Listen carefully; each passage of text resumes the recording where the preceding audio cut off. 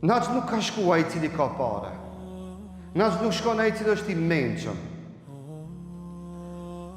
Në haç nuk shkon ai i cili është shumë i Zotit, shumë i aftë. Në haç shkon ai të cilit Allahu ja ka dërguar ftesë. Dhe në haç shkon ai që këtë ftesë e ndron, e kërkon.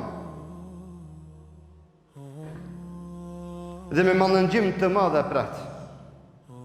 Ky shkon në haç.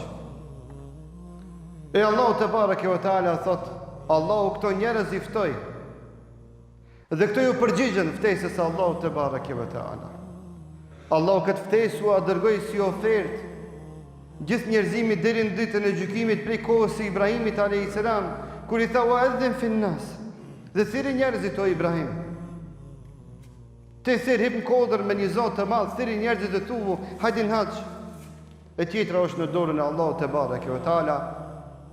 E kësaj ftesë dikush i thot lebejk Allahumma lebejk, të përgjigjem Zot ty, të përgjigjem vazhdimisht sërish dhe pandal. Dhe Zot ndalemi dhe imanim kur nuk ndale duke u përgjigj ftesave të Allahut te bareke ve teala. Që dhe na sot që kemi ardhur me fal këtë xhumë, ju kemi përgjigj ftesës së Zotit që muezini na i përcjellë duke na thonë hayya ala salah, hajdeni në namaz, hajdeni në xhumë.